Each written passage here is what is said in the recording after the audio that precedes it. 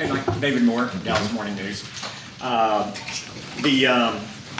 With yesterday, now that you've had a chance to go back and look at that fourth quarter, what was it like during the fourth quarter as it was unfolding? And when you watched it in retrospect, how many quarters have you been a part of, something like that? Well, I mean, frankly, the fourth quarter is it's a tough spot to be in. I'm complaining because, you're making substitutions, but it really stresses out your special teams. And then with all the scoring, obviously there was a lot of special teams plays, particularly the kickoff coverage. So,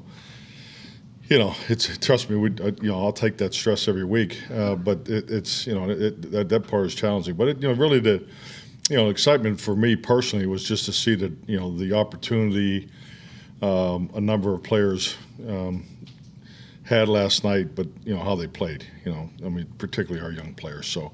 It's a good win. Still a lot of corrections that we'll be able to go through on Wednesday with the players, and definitely have to pay it forward to the Houston preparation. And I guess the biggest negative coming out of it was the injury to Anthony Brown, just how he's played for you really since the start of last year, and what his loss means for the secondary. Anthony's been super, super consistent. Has played at such a high level. Obviously emotional.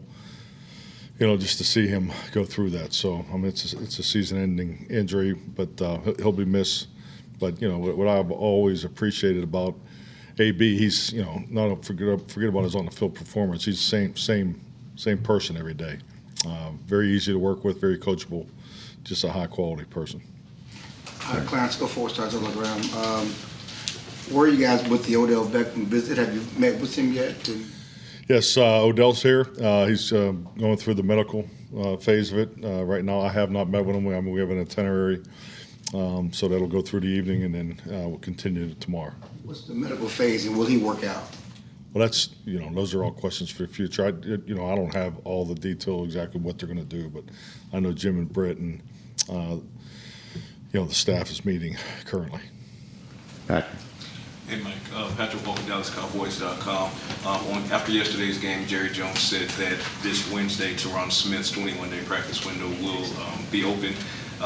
He also said that doesn't mean that the team is going to wait 21 days to put him back on the field. So does Tyron actually have a shot at returning as early as the Texans, maybe?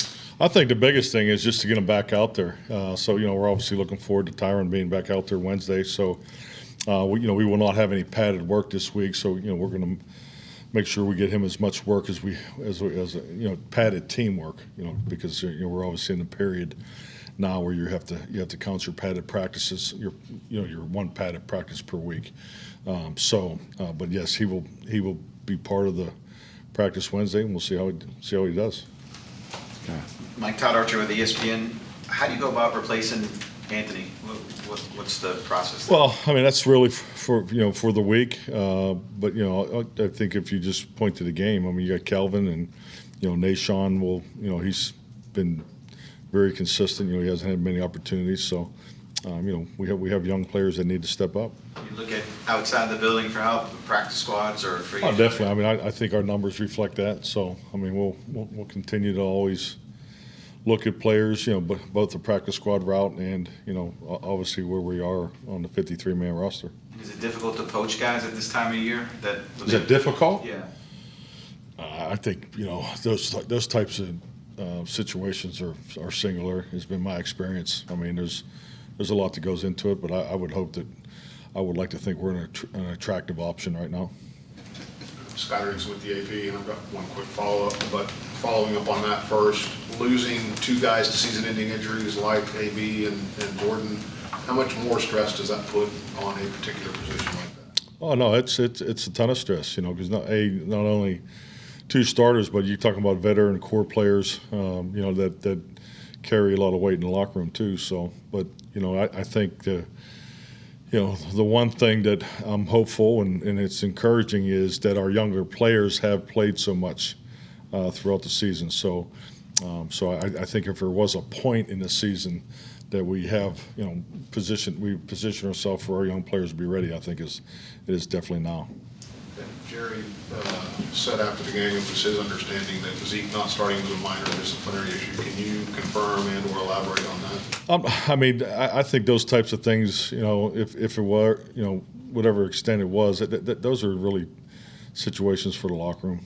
You know, I know we're in the everything is available content creating environment, but you know, I don't think this is one of those cases. Calvin Watkins, Dallas Morning News. Clarification, Tyron will start the window on Wednesday.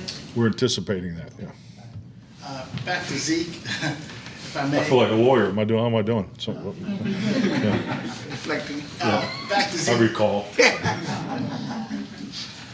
He's always been a team-first guy, and then obviously to discipline him like that, how disappointing was that just to go through that with him? Things happen. So, you know, it's a long year.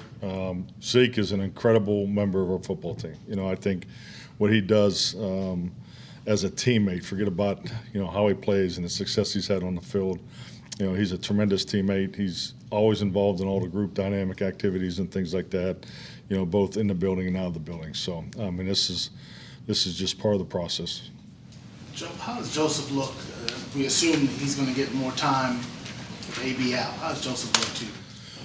I mean, Kelvin's, you know, extremely talented. I mean, he's done some really good things on special teams. I mean, he's, you know, we leave him and CJ, you know, single throughout. I think that speaks volumes about how we feel about them. And, you know, they've been given some tough challenges over the course of the year. So, but this is a huge opportunity for him, you know, and we're counting on him to step up. Clear. One more thing on Zeke. What does it say about the accountability? Because, you know, last week we talked about accountability, other accountable, and calling each other out and how important it was, and the chemistry on this team. And for that to happen, you guys have this big game. It's not an issue in the locker room. What does it say about this team, this accountability? Well, I just think it all goes back to, you know, to the focus and the priorities, and, you know, and this is a really good locker room. You know, it's, you know, it has really good leadership, has you know, high, you know, the number of veterans, and then with the, in the good mix of the young guys, and yeah, I think it's really speaks to what we're building and need to continue to build, and it never stays the same. But yeah, I think it speaks. It's a great example. You know, it's some insight to how the locker room functions. Mike.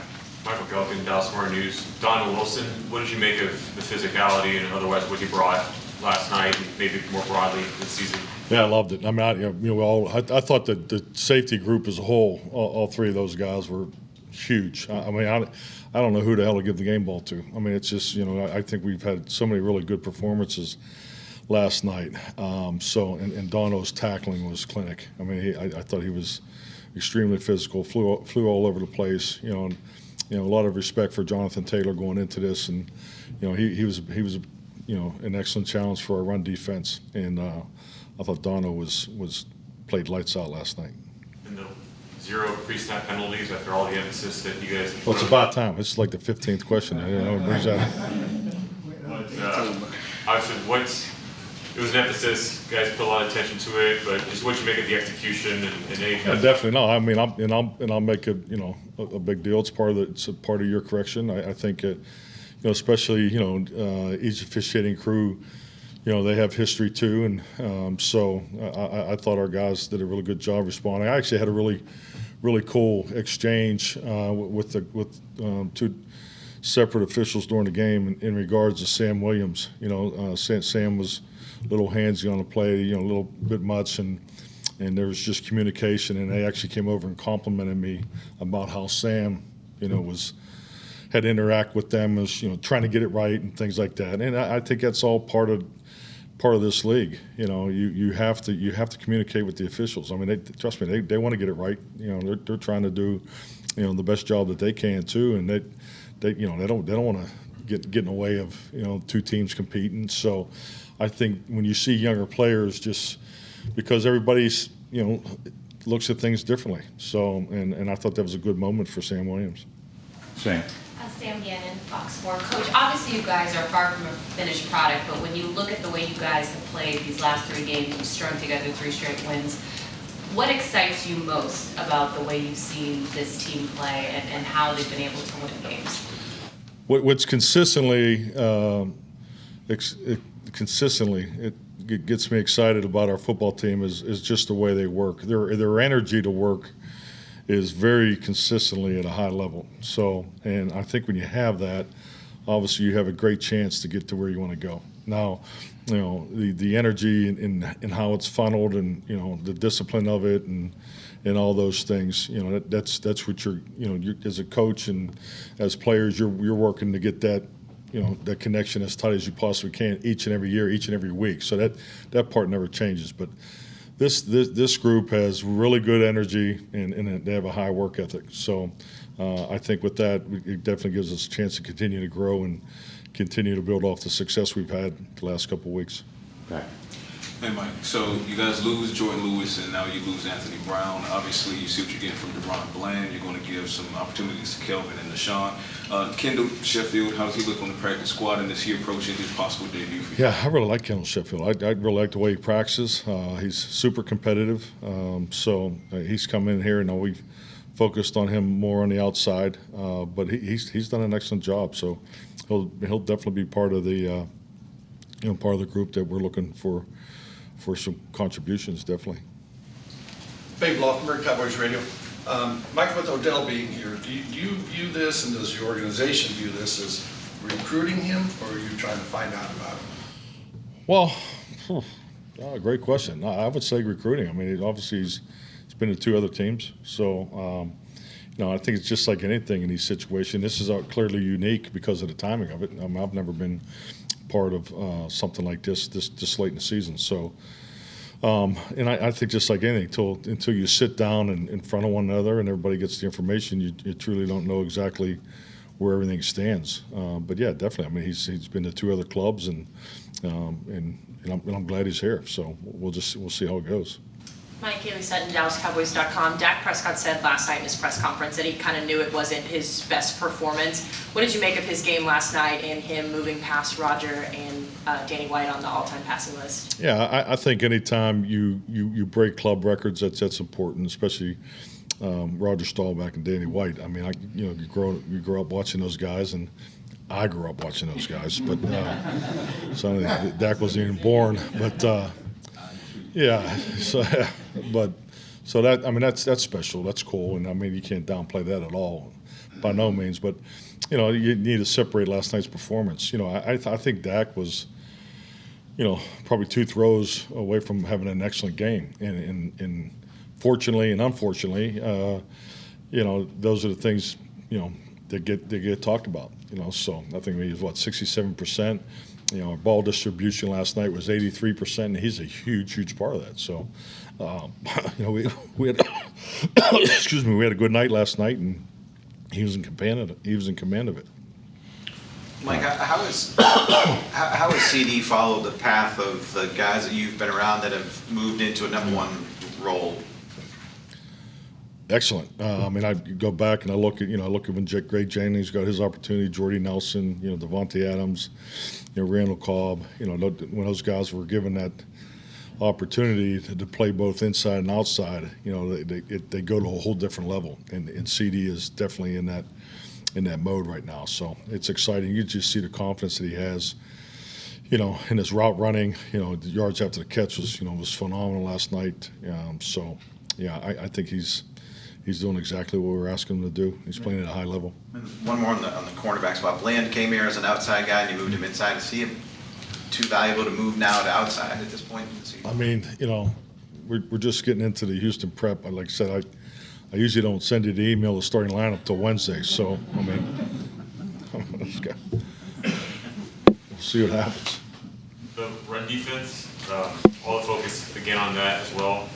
What did you see from that group last night and the way that the game script went, where they had to pass in the 4th quarter, all the turnovers that happened? Is that a reminder of just, if you guys can stop the run, you force teams to play into your strength? Well, I think, Michael, you're touching on the formula. Yeah, definitely we'd like to play that way. I mean, we want to get the lead. We want to obviously establish the run ourselves. We know people are trying to do that against us. I thought our inside, defensive linemen played very well. The knockback and the squareness and the ability for, our linebackers and particularly Dono and the safeties to fill and tackle. I thought we played at a very strong level throughout the game. So, and that's something that, this is going to be a weekly conversation because we know that's the way teams are going to go at us. And I thought our run defense was pretty darn good last night. Clarence. Clarence. Oh, I'm sorry. Clay Parker. Fine, benching, what is this? Is that Jerry's? It's a benching or a fine? It's your room, Clarence. It's a benching, it's one game benching right there. That's the president. He's not gonna start. Don't worry about it. Scott's up. I would be more lenient. Oh, yeah. Oh, God. Okay. Yeah, dropped. Oh, God.